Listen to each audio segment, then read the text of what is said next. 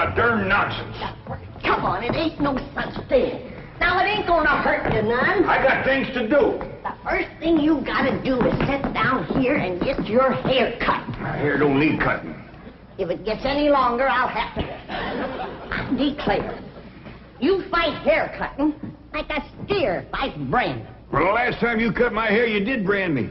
How did I know somebody poured hot gravy in my bowl? Smarted considerable. Sure plastered your hair down nice, though. No, I might go to selling that stuff. Gravy? Sure made your hair look mighty sprucey. Yes, sir. You were slicker than a peeled onion.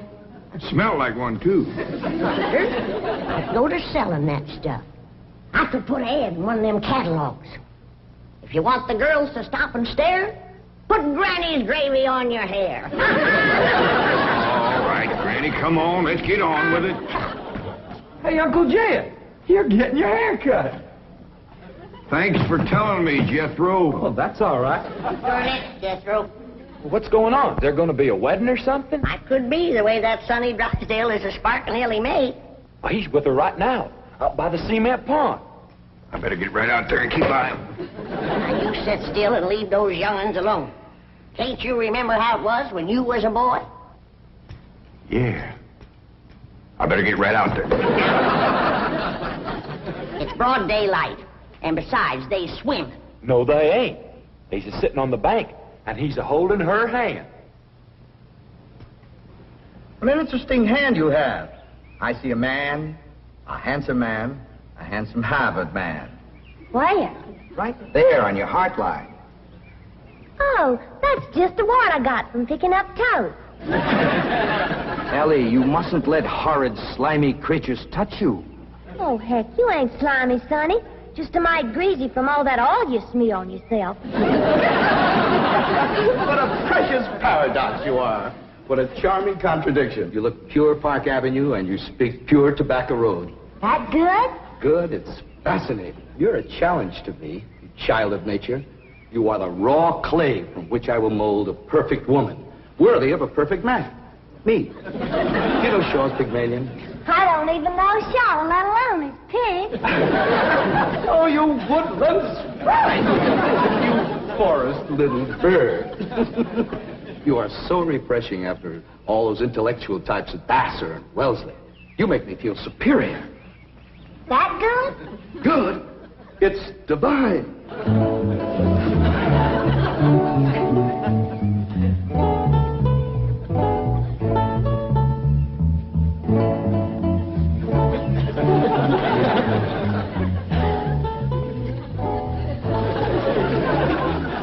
I am Caesar. You are a fair-skinned captive, a barbarian slave. Shall I drag you through the streets of Rome behind my chariot? Or shall I throw you into the arena with my lions? No, Caesar has other plans for you, my little savage. You shall be my slave, yes, but only the invisible bonds of love shall make you my prisoner. Come, I shall strum upon my lyre and recite odes to your beauty. What say you to that, fair maiden? How speak you now to mighty Caesar? I declare, Sonny, you're more fun than a bucket of tadpoles.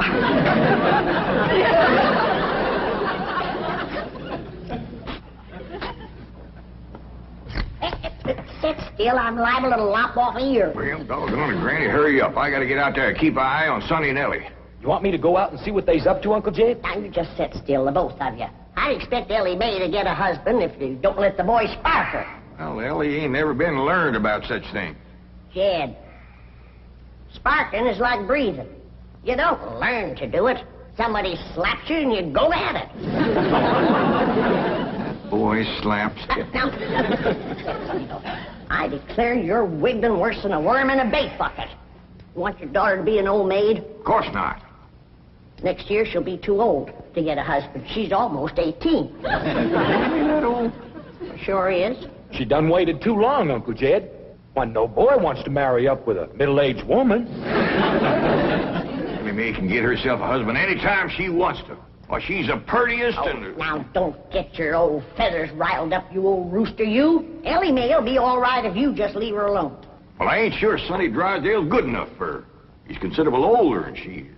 Well, don't worry about that, Uncle Jed. His family lives a heap longer than most folks. Yeah? Yeah.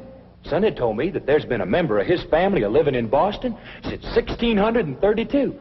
Well, that rascal's over 300 years old. He was a greening you. Yeah, you sure swallowed a whopper. No, ma'am. Sonny's honest. Why, he's so honest, he has to have somebody do his lying for him. Do his lying for him. Yes, sir. Why, I heard him call through the heads to Elly. He says, I'm coming over to serenade you, and I'm gonna bring my liar. Beni, vidi, vici. The world lies conquered at my feet.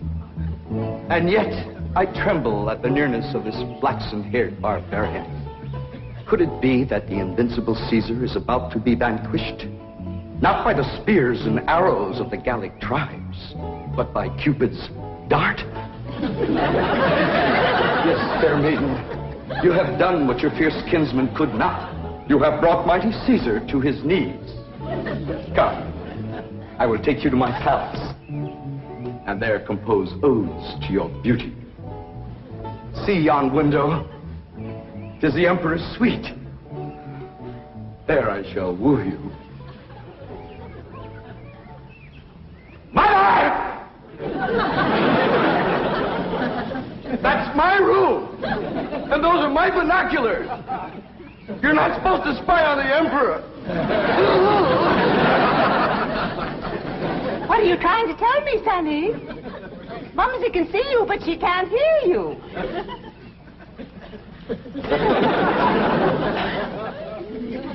Yes, darling, Mumsy is watching. You look magnificent, like Apollo, the god of manly youth and beauty, the god of poetry and music. Look out! You're getting near the water. Be careful. Wait! Mommy will get your inner tube. Come, fair maiden, and I shall sing of your golden tresses, and your azure eyes, and your skin of alabaster, and your other charms that set me aflame. You mean you really burn it? Yes, dear one, and only you can put out the fire. Okay.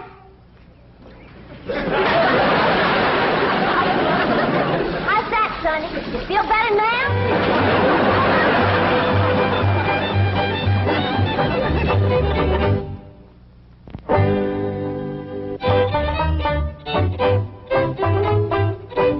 All right, Jethro, you're next. Oh, hi, Elly May. Where's Sonny? Well, he run home to his mama. You didn't throw him down and hurt him again, did you? Don't you know, Pop? He caught fire, so I wetted him down in the pond. Sound like you done the right thing. How'd you catch fire? He said it was my charms that set him to burning. What charms was you toting? Well, just my sack of crawdad bones and my buckeye. You never heard of crawdad bones and a buckeye starting a blaze? What happened to your rabbit's foot? I didn't have it. There you are. You can expect trouble when you ain't toting a rabbit's foot. You know what my teacher over at Pot School said about toting a rabbit's foot? What? She said it's a superstitious invocation contradicted by scientific knowledge. It's always nice to know you ain't been doing something foolish. Don't you worry none, Elly. You go jump into a purty dress, and I'll whop you up a love charm that I guarantee will bring Sonny Drysdale back. Yes, I am, Mother. I'm going back. Sonny, darling, you're delirious. Here, breathe some of this penicillin. I'll send for an ambulance. Mother, I am perfectly all right. Of course you are, precious. A nice rest in an oxygen tent is all you need. I don't need an oxygen tent or an ambulance. All right, just relax.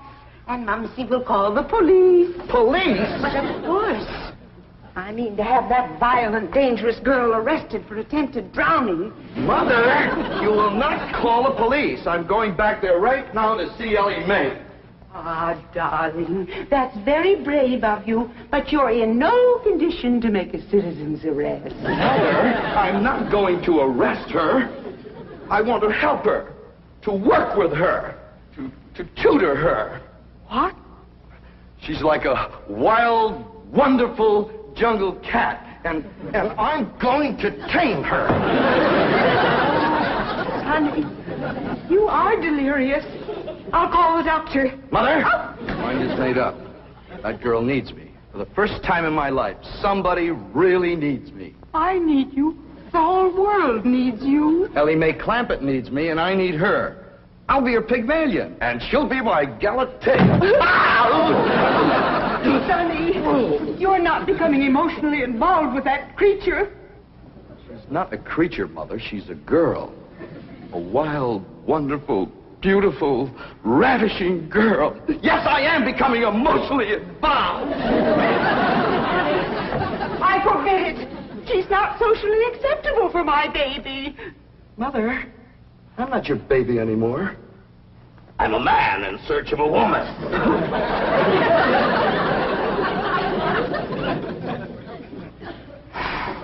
Where did he learn that language?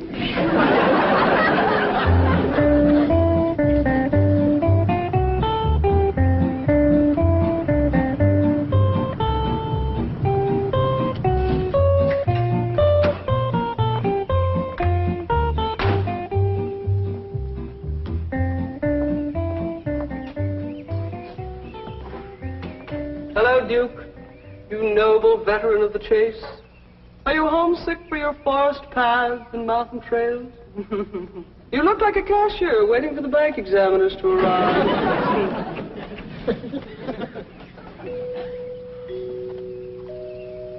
You know, if you were a cashier, you could hide $1 million in here.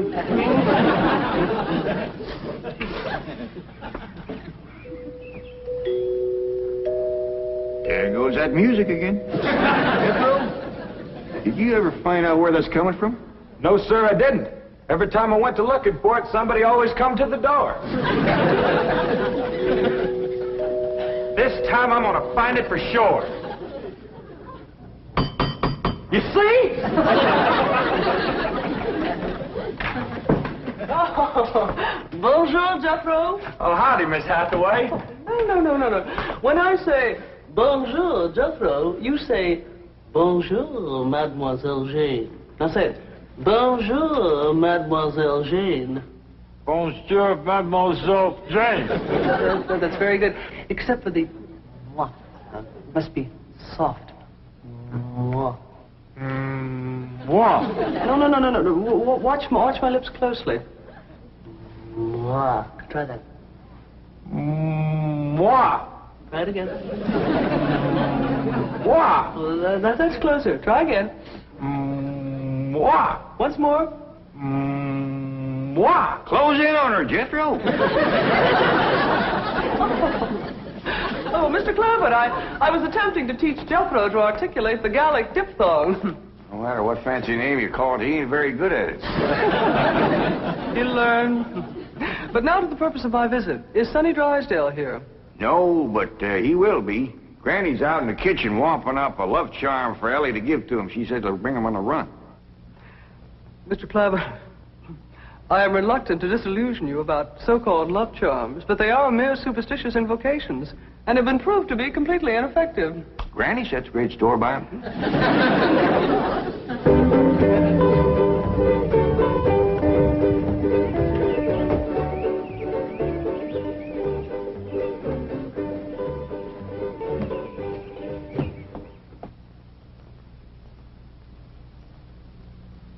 Here you are, Elly.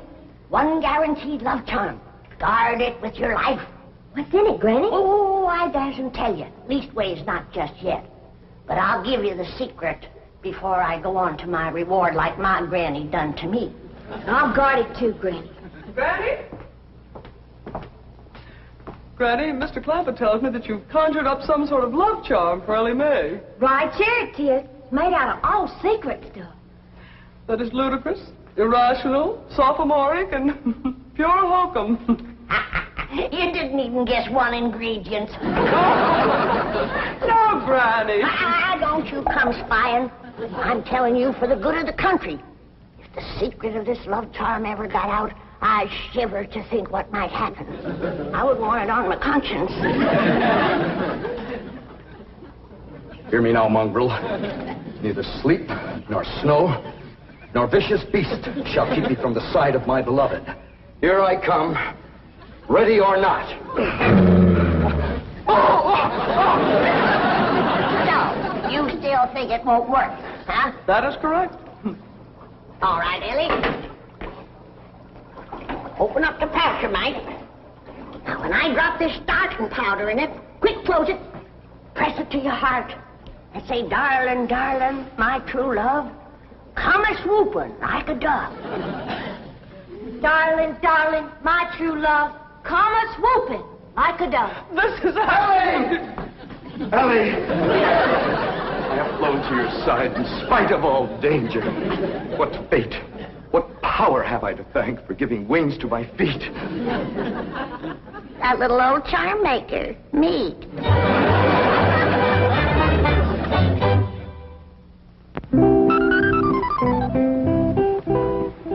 And now we shall begin the transition from Tobacco Road to Park Avenue. Now you watch me closely and I'll show you how to develop perfect posture and grace of movement. Ah, Kipling. Well, do you like Kipling? I don't know, I ain't never kippled. Oh, you are a challenge, you ravishing rustic, you child of nature. Now here, you try it. There we are. Now walk.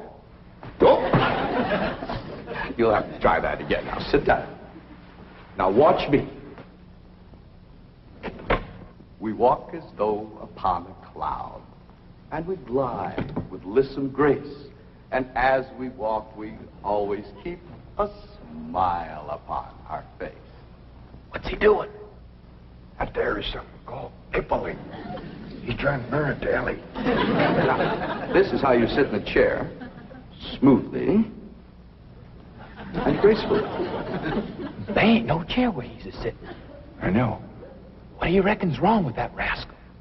Appears to me he's about 2 bricks shy of a load. Turn old Duke loose so we can go in there and protect Elly. Now we'll practice diction and intonation at the same time. How now, brown cow? How now, brown cow? What's he talking about? He thinks old Duke is a cow. You best fetch your granny. Appears to be she's threw too strong a charm on that boy.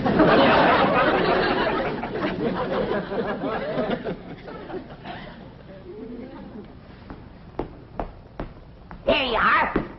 One guaranteed charm. Now, you hold the bag while I sift in the starter. I know this is all a lot of absolutely ridiculous nonsense. Please hurry. Darling, darling, my true love, come a-swooping like a dove. I better open this door before he busts it in. Miss Jane! Here he is. Granny's love charm is too strong. Don't fight it. It's bigger than both of us. Circled on me. Granny, come quick. The love charm you throwed on Sonny Drysdale was too strong for him. Thank you, Granny. How now, brown cow? How now, brown cow? How now, brown cow? How now, brown cow? How's it going, Uncle Jed? Bad. Now he's got Elly believing old Duke is a cow. Break the charm, Granny? I reckon so. I'll sprinkle him with some let-go powder. While you're at it, will you sprinkle some on Miss Jane? She's shutting off the blood to my arm. How now, brown cow? Secret powder, white as snow. Make the charm of love let go.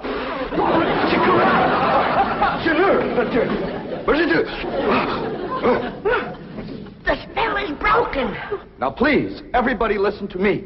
I must have complete quiet and concentration if I am to transform this bucolic beauty into a sophisticated debutante. Now, I have studied drama at Yale, Harvard, Princeton, and Dartmouth, and I am probably the only living man who can accomplish this difficult cultural metamorphosis in the brief time available. Now, everybody please go while I transfuse into this simple, untutored mind the charm, the polish, the splendor that is Sonny Drysdale.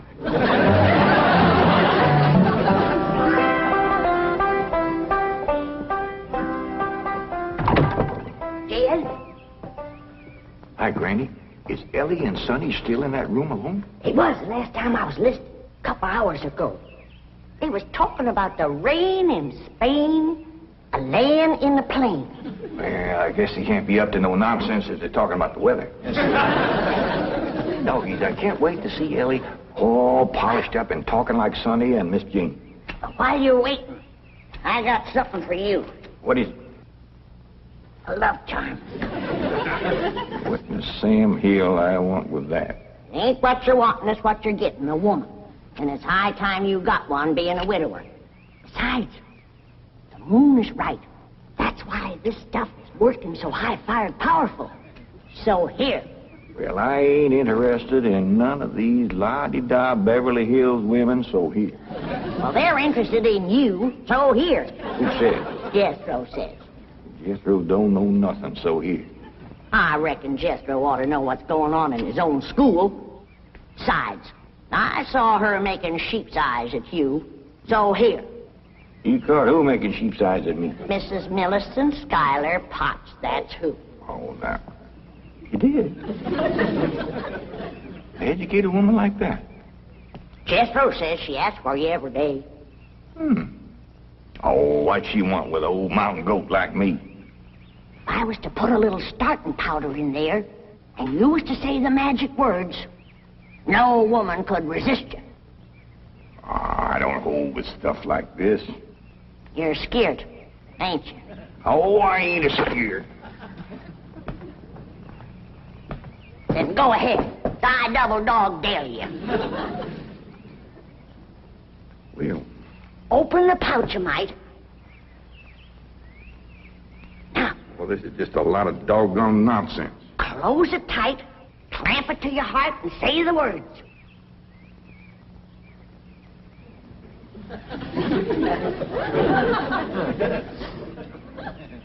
Darling, darling, my true love come a-swooping like a dove. Where is he? Where's my dog? It's Mrs. Drysdale. Where is he? Oh, where is he? Oh, I tried to stay away, but I could not. He's mine, and no other woman shall have him. Drysdale, you're a married woman. Think of your husband. Control yourself. Care about my husband. I want my darling, and no one is going to keep me from him. Sure hate to have to do this, but... Sonny, where are you, Sonny? He's inside with Elly Mae. Now, if you just calm yourself down, I'll go and get him. Thanks for coming, Miss Drysdale. Howdy, Ma. Was you a-hollering for me?